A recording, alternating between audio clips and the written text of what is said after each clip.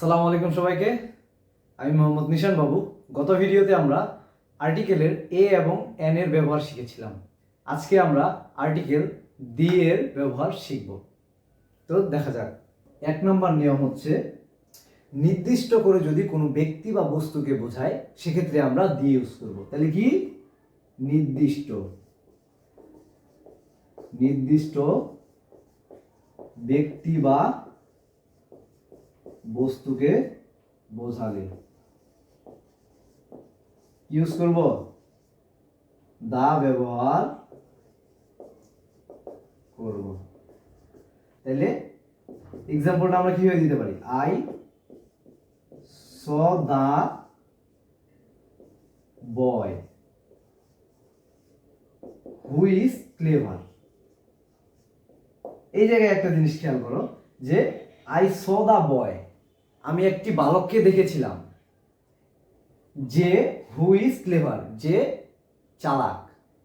তার মানে আমরা কিন্তু নির্দিষ্ট করে বলতেছি যে আমরা ওই একটি বালককে দেখেছিলাম বা ওই বালকটিকে দেখেছিলাম যেই বালকটি ছিল চালাক, সেই বালকটি কি অনেক চালাক। এইখানে আমরা নির্দিষ্ট করে ওই বালকটিকেই বলেছি।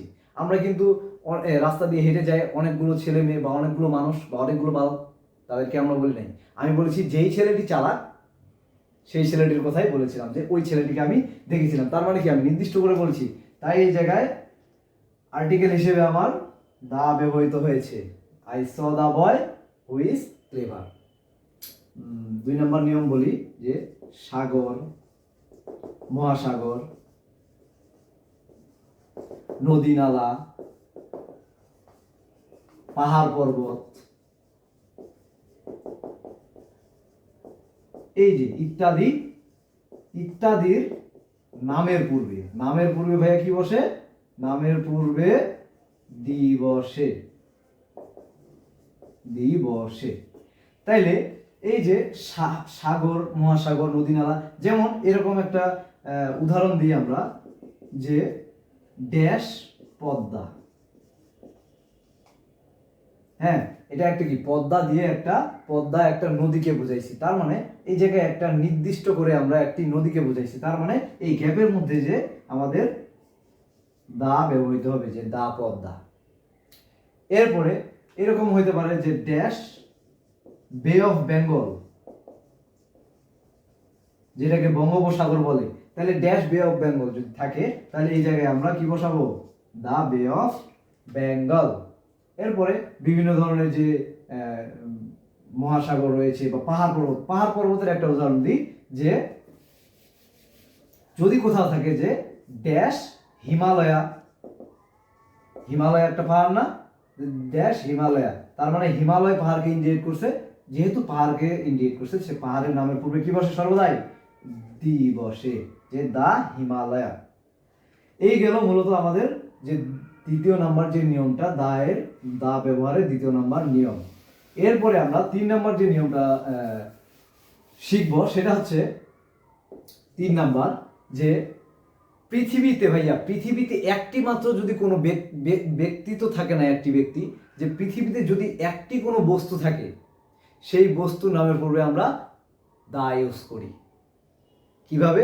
দেখো, যে আগে লিখি যে পৃথিবীতে একটি মাত্র বস্তু আছে এমন বোঝালে দি বসে বা দা বসে। তাহলে যেমন ড্যাশ সান। আচ্ছা ভাইয়া বলো তো, সূর্য কয়টা আছে? আমাদের সূর্য একটা আছে। তাহলে যেহেতু পৃথিবীতে একটি কোনো বস্তু আছে সেক্ষেত্রে আমরা পূর্বে দা বসাবো, যে দা সান। এরপরে ড্যাশ মুন। চাঁদ কয়টি আছে ভাইয়া? চাঁদও একটি আছে, তার মানে এই জায়গাতেও দা হবে। এরপরে পৃথিবী, ড্যাশ আর্থ।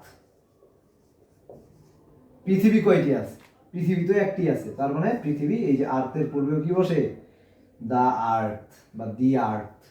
এরপরে এখন তোমাদের কাছে আমার একটা প্রশ্ন, যে যদি থাকে যে গ্যাপের পরে যদি স্টার থাকে, এই স্টার যদি গ্যাপের পরে থাকে তাহলে এই গ্যাপের মধ্যে আমরা কি ইউজ করব? এটা তোমাদের কাছে প্রশ্ন। তাহলে এই গেল আমার 3 নাম্বার যে নিয়মটা। এখন 4 নাম্বার যে নিয়মটা আছে সেটা হচ্ছে যে বিখ্যাত কোনো লেখা, যেমন হতে পারে কি যে রবীন্দ্রনাথ কিছু লিখে গেছে, যেমন গীতাঞ্জলি কবিতা লিখছে, এটা কি একটা বিখ্যাত লেখা না, বা বিখ্যাত গ্রন্থ? এই ধরনের যত বিখ্যাত বিখ্যাত লেখা বা বিখ্যাত উক্তি হতে পারে, এই সকল গ্রন্থ বা লেখনীর পূর্বে আমরা দি ইউজ করে থাকি। যেমন আচ্ছা, নিয়মটা আগে লিখি যে বিখ্যাত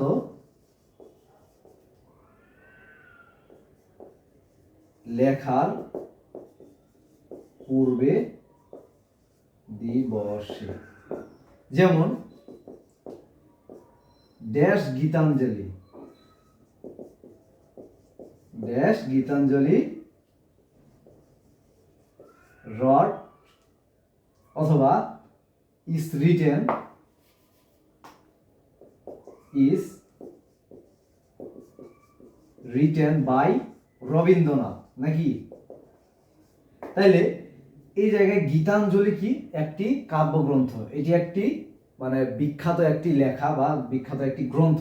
এই গ্রন্থের পূর্বে আমাদের সর্বদাই কি ইউজ করতে হবে? সর্বদাই দা ইউজ করতে হবে। তাহলে the Gitanjali is written by Rabindranath. এই ধরনের যত বিখ্যাত লেখা আছে তাদের পূর্বে কি বসে? সাধারণত দি বা দা ব্যবহৃত হয়। এরপরে আরেকটি গুরুত্বপূর্ণ নিয়ম আছে, যেটি হচ্ছে আমরা যদি ভাষা বোঝাই, মানে কোনো দেশের বা কোনো দেশের যদি ভাষা বোঝাই, সেক্ষেত্রে আমরা সাধারণত দি ইউজ করি না। কিন্তু যদি ল্যাঙ্গুয়েজ কথাটি উল্লেখ থাকে সেক্ষেত্রে আমরা দি ইউজ করি। তাহলে দেখি 5 নাম্বার নিয়ম,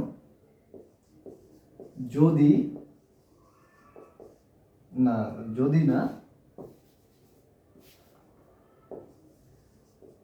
ভাষার পূর্বে দি বসে না, কিন্তু যদি ল্যাঙ্গুয়েজ কথাটি উল্লেখ থাকে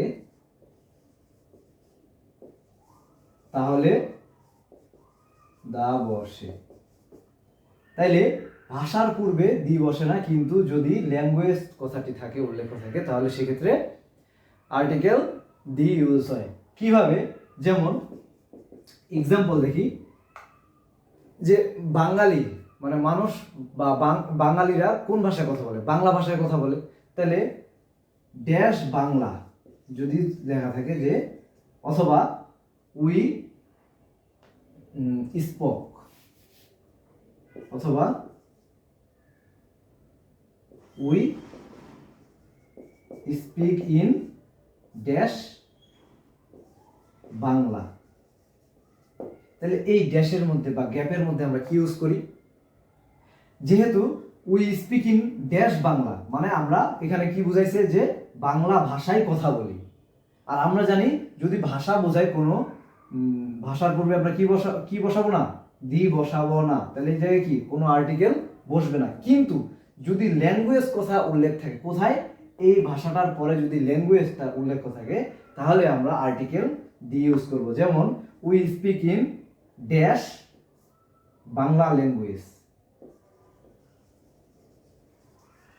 এক্ষেত্রে কিন্তু এই গ্যাপের মধ্যে আমাদেরকে কি লিখতে হবে ভাইয়া?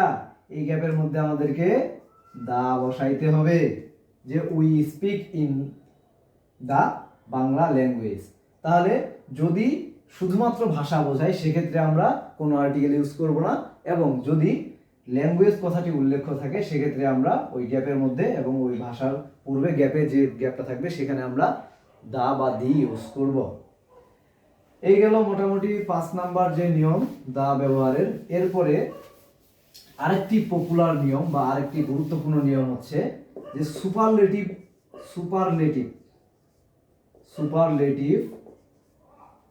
ফর্ম এর পূর্বে সর্বদা দি বসে।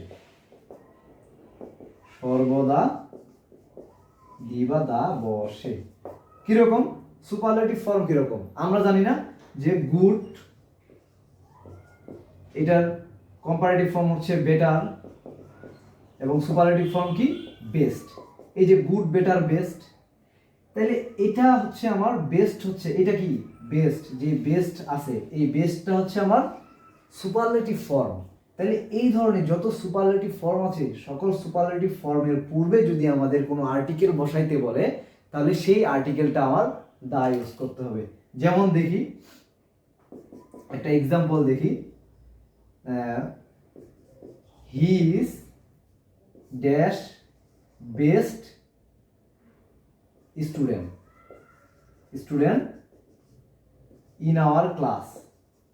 তাইলে he is dash best student in our class, তাহলে এখানে কি একটা সুপারলেটিভ ফর্ম আছে না, বা সুপারলেটিভ ডিগ্রি আছে।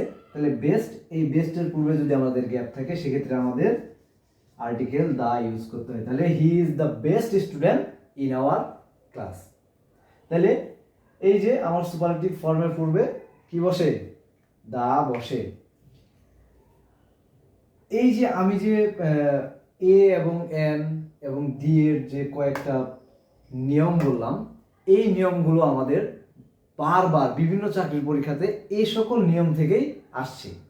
কিন্তু এর বাইরেও কিছু কিছু নিয়ম আছে যেগুলো আমাদের জন্য খুব একটা গুরুত্বপূর্ণ নয়। তাই আমার পরামর্শ থাকবে যে এই যে আমি যেই নিয়মগুলোর কথা বললাম, এই নিয়মগুলো যদি কেউ পড়ে যায় সে আর্টিকেলে আর ঠকবে না। আর্টিকেল নিয়ে তার কোনো চিন্তা করতে হবে না যে আসলে এই গ্যাপের মধ্যে আমি কি ইউজ করব। তো সবাইকে ধন্যবাদ আমার সাথে থাকার জন্য। আসসালামু আলাইকুম।